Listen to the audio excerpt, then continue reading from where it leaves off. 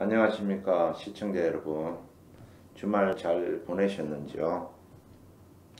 저도 주식 생활을 한 30년 정도 했는데 주식은 정말 힘든 것 같아요. 어, 아마 머리가 좋은 사람이든 아니면 일반적인 사람이든 주식회가 돈을 버는 사람이 많이 없죠. 그렇지만 왜 인간들은 자기는 잘할 수 있다고 생각할까요? 다른 사람은 다 망해도 주식해서 자기는 주식 투자하면 성공할 것 같은 생각을 하고 있습니다. 그러니까 자기는 남들하고 다르게 특별히 똑똑하다는 그 자존감이겠죠. 그 자존감을 가지는 건 좋지만 실제는 그 주식해가지고 다들 돈을 잃어요. 그래서 주식을 해서 그러면 돈을 버는 방법 없을까? 여러분도 많이 고민하겠지만 저도 그동안 많이 고민했고, 그래서 지금은 제가 직접 투자를 해가지고 돈을 벌고 뭐 최근 3년간 계속 돈을 벌고 있으니까 주식 하는 게 참 재미가 있는데, 그 주식에서 돈을 벌기까지 27년간 힘들었거든요. 그래서 여러분들도 최소한 10년, 20년간은 힘들 수도 있어요. 그래서 여러분들은 그런 시행착오를 겪지 마시고 빨리 어, 돈을 벌 수 있는 방법에 대해서 오늘 한번 연구해 보겠습니다. 돈을 버는 방법은 단기 투자, 단타라 그러죠. 단기 투자가 있고 중장기 투자가 있죠, 그죠? 근데 단타로 해서 돈을 버는 것은 저 생각인데 전업 투자자, 즉 전문가의 영역입니다. 그리고 대부분의 일반인들은 바쁘죠. 그리고 자기 하는 본업이 있기 때문에 단기 투자하면 대부분 망할 수밖에 없습니다. 그래서 중장기 투자를 해야 될 거라고 저는 확신을 하고 있고요. 그리고 지금까지 나온 통계의 성률을 보더라도 중장기 투자가 단기 투자보다 승률이 높다고 나옵니다. 그래서 일반인들, 특별한 전문가를 제외하고 일반인들은 저 생각에 중장기 투자를 해야 된다고 생각합니다. 자, 그러면 중장기 투자를 만약 해야 한다면 그러면 내가 직접 해야 할까? 아니면 패시브 펀드에 투자해야 될까? 아니면 액티브 펀드에 투자할지 정말 궁금하실 겁니다. 그런데 직접 투자를 해도 되지만 직접 투자는 지금까지 통계를 보면 100명 투자자 중 3명에서 한 4, 5명 정도 3% 5% 정도가 직접 투자를 해서 수익을 보고 있답니다. 그 대부분의 90% 가까이 되는 사람들은 수익을 못 보는 상태, 그리고 손실을 보는 상태에 놓여 있다고 봅니다. 특히 선물 같은 경우는 10,000명 중에 한 3명, 4명, 5명 정도가 수익을 본다니까 선물 옵션 투자는 하지 말라는 거죠. 그죠? 주식도 그렇지만, 그쵸? 자기가 싫어하는 사람한테는 주식을 가르치고 원수 죽이고 싶을 정도로 싫은 원수지간이면 선물 옵션을 가르치는 말이 있습니다. 그래서 선물 옵션은 정말 생각도 하지 마시고, 주식도 직접 하는 것은 굉장히 힘들고 그 주식의 노하우를 깨닫는 데는 정말 수십 년이 걸립니다. 그래서 그 시행착오를 겪는 과정에 전 재산을 날릴 수도 있고 가정이 파탄 날 수도 있기 때문에 저는 솔직히 그렇습니다. 직접 투자는 절대적으로 전문가의 도움을 받지 않으면 혼자 해서는 안 된다. 그래서 저 회원들은 수익을 보고 있으니까 제가 크게 도움을 주고 있지만 일반 여러분들이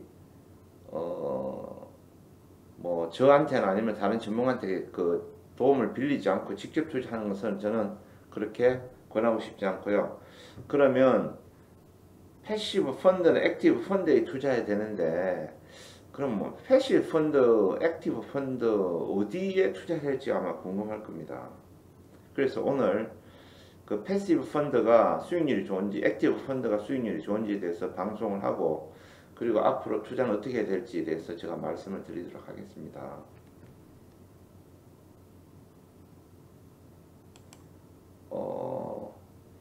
먼저 부탁 말씀드리겠습니다. 구독과 좋아요를 눌러주시면 제가 더 좋은 컨텐츠를 제공해드리는데 아주 큰 힘이 됩니다. 구독과 좋아요 꼭 부탁드립니다. 제가 추천하는 종목의 선택은 항상 여러분의 몫이고 책임입니다. 모든 국민이 부담없이 회원가입하여 다같이 부자가 되기 위해 연회원가입비를 50만원 선정했으니 많은 연락 바랍니다.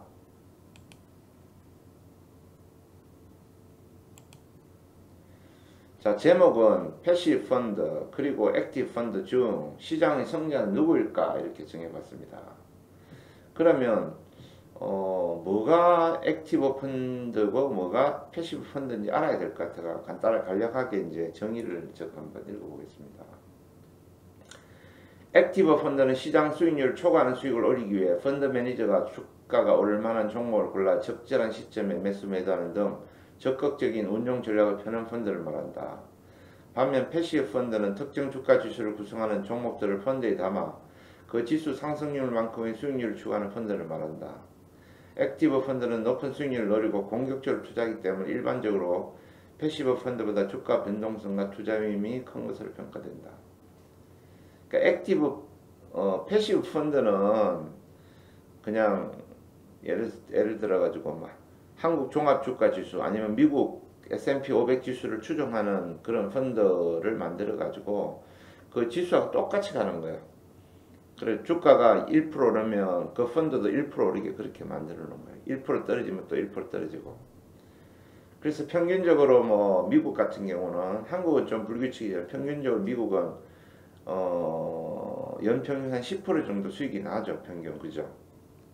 그래서 10% 정도 수익이 나도록 그렇게 만든 거고 액티브 펀드는 패시브 펀드의 수익률이 너무 적으니까 좀 돈을 펀드 매니저 좀 훌륭한 펀드 매니저에 맡겨가지고 그 액티브 펀드를 운영하는데 그게 자기 돈을 맡기는 거예요. 근데 그 나중에 알면 그 나중에 내용도 나오겠지만 액티브 펀드도 한 30%만 살아남고 대부분 70%는 그 시장 수익률을 못 따라가지고 죽습니다. 그래서 액티브 펀드를 선정할 때는 신중을 기해야 한다는 게 뒤에 내용이 나올 겁니다. 2017년 8월 미국 월가에서는 글로벌 투자 자문회사 샌포드 번스타인의 애널리스트들이 쓴 글이 화제했다. 노예 제도로 가는 침묵의 길, 패시브 투자가 마르크스주의보다 나쁜 이유라는 제목의 글이다. 그의 요지는 좋은 기업에는 자본이 더 많이 배분되고 부실한 기업에서는 자본이 빠져나가서 시장이 효율적으로 움직이는데 시장을 그대로 따라간 패시브 투자자가 대세가 된다면 자본의 효율적 배분이 이루어지지 않게 된다는 것이다. 이에 대해 대표적인 패시브 펀드 운용사 뱅가드의 잭 보글 창립자는 패시브 펀드는 지난 40년간 투자자들이 1조 달러 약 1100조 원 이상을 벌어들이게 하는데 엄청난 가치를 창출했다면서 패시브 투자가 금융시장을 위협하려면 현재보다 그 규모가 훨씬 더 커져야 할 것이라고 맞서며 논쟁을 지속하고 있다. 과거 펀드 시장에서는 펀드를 운영하는 매니저가 향후 시장 전망을 바탕으로 오를 만한 종목을 골라 포트폴리오에 담는 액티브 펀드가 대세였다.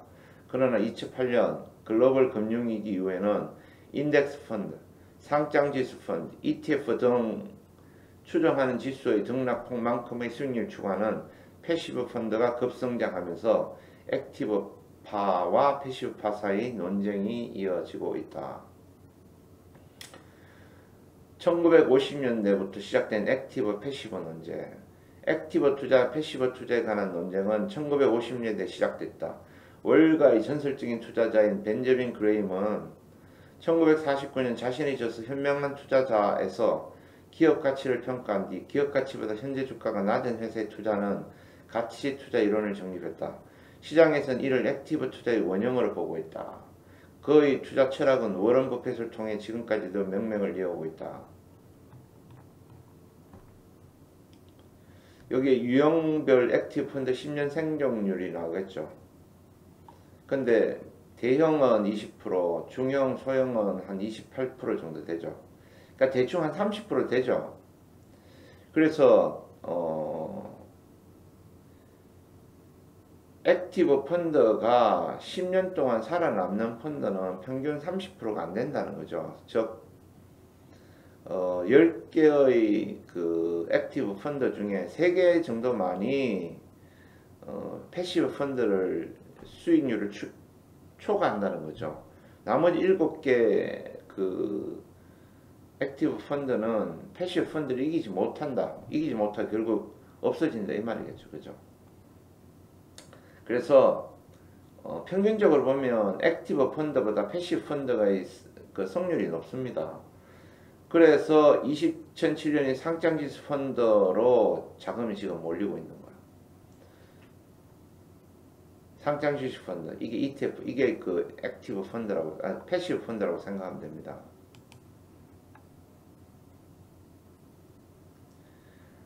하지만 이에 대한 반론이 나왔다. 기술적 분석의 일종인 퀀트 투자의 아버지를 불리는 경제학 체리 마크위츠가 1950년 포트폴리오 선택의 논문을 내놓으면서 좋은 종목을 고르는 것보다 최적의 포트폴리오를 분산 투자하는 것이 시장을 이기는 방법이라고 주장했다.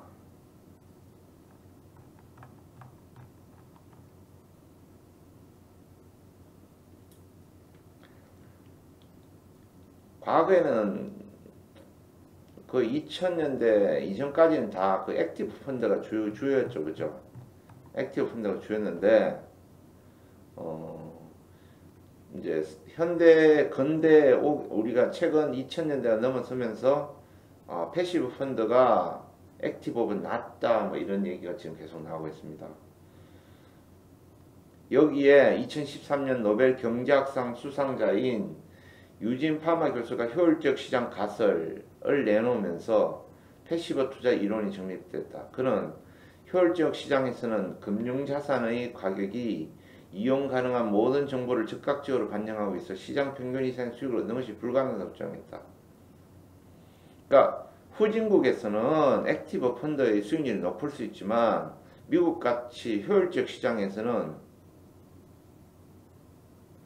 그 액티브 펀드가 시장 평균 이상 수익을 얻는 것이 불가능하다. 힘들다는 뜻이죠. 그죠?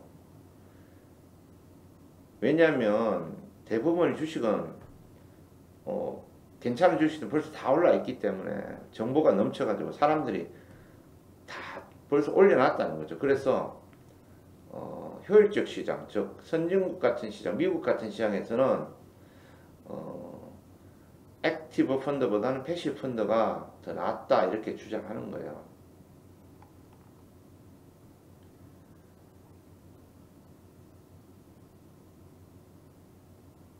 자, 시간 관계상 1부는 여기서 마치고 2부에서 하도록 하겠습니다. 자, 2부에서 뵙겠습니다.